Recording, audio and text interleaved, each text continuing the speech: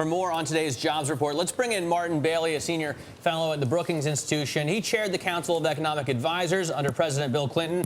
Martin, welcome to the show. Let me start by asking about really the rate here, because the number was basically in line with expectations, a little more, 190,000, but the rate, 10.2%, more than expected, and it's worse because so many people dropped out of the labor force. Well, yes, they revised up the previous employment number. So actually, I think the overall payroll jobs was okay. It was about what we expected. It's not great to still be losing jobs, but I don't think it was really worse than expected. The unemployment rate bounces around a little bit. It's awfully hard to tell from 1 month's data variations in the labor force.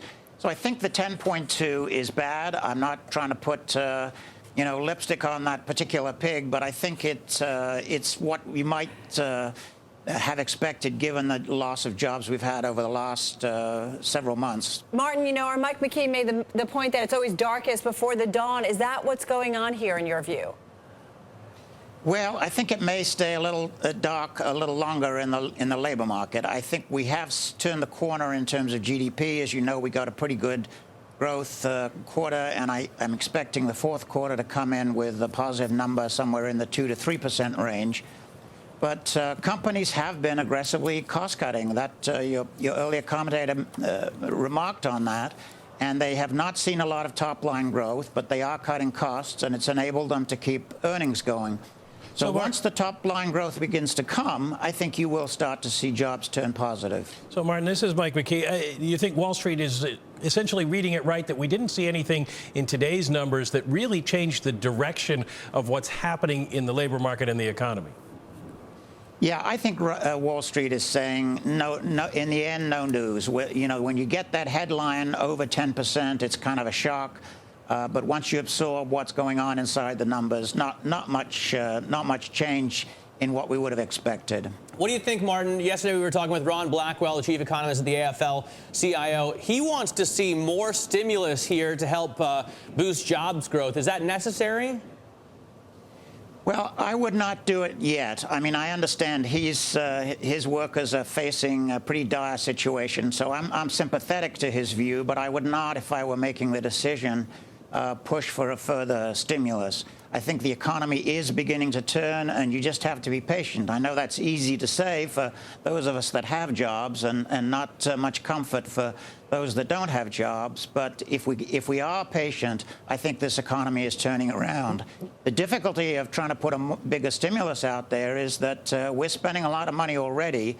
And there may be limits to how much we can spend. So I wouldn't do another stimulus myself. Maybe you can help clarify something. Christina Romer was saying that the effects of the stimulus on GDP will have been seen in the last couple of quarters, and the effects of the stimulus remaining on growth won't be so significant next year. But, of course, we've only spent a third of the money so far. Will the stimulus that still has to be spent next year help jobs growth? Yes, I think it will. It will help keep things going. I mean, when you're looking at growth, you're always looking at the delta. How much bigger than you were last quarter? And so the stimulus is not, it actually probably was at its peak in the third quarter, and it's not going to grow, but it's still going to be there. So I think you're going to get more job growth than you would have gotten without that stimulus. It is helping. But it's not going to turn things around really quickly. We're in for a long haul to get back to normal. All right, but it may take some time, and I only bring this up. Dave Rosenberg has a note out, and he says, if you look at the historical record, you'll find it true at turning points in the economic cycle that the household survey, that's your employment rate, leads the establishment survey, the non-farm payrolls number. This has always been the case heading into expansions and into recessions. So I guess my question to you, Martin, is that until we see some kind of job creation and the employment rate changing, until we see that, we're not going to really see this recovery take hold firmly, if you will. Well, I would say that yes, the labor market is the piece that's still missing. We do have growth on the output side. The labor market piece is the piece that's missing. So we need to get unemployment back down. But unemployment, I'm afraid, is likely to stay high through most of 2010. It will gradually creep down. I'm not sure it's hit its peak yet. It may have a little bit further to go. But I think it will come down in 2010 gradually. Wall Street absorbed the news, but do you think consumers are going to? We've been talking about the 10.2% rate. It's going to be the big story in the newspapers over the weekend. And we have seen average hourly earnings on a year-over-year basis decline again. Any danger that people are going to start getting nervous and close their wallets again? Well, that is a danger. Normally, when you have a deep recession, you get a strong bounce back. And so many of my economics colleagues are saying, okay, we're going to get 4% growth in 2010 because we had such a deep recession. And based on the long history, there's a case for that. But I'm less optimistic than that, precisely for the reason that you just mentioned. I don't see where that growth is going to come from. Exports would be nice, but the rest of the world is weak. Consumption is where most of the demand comes from, and consumers took a big hit on their wealth, and they're still nervous about their job situation. So I'm expecting only more moderate growth in 2010, not the normal big bounce back that you would get from a deep recession. And in fact, we just had the Fed come out saying U.S. consumer credit was down in September for an 8th straight month. That's the longest series of declines on record. So obviously, a lot of nervous consumers out there, or they just can't even access credit from the banks. So, Martin, what do we need to do from here on out?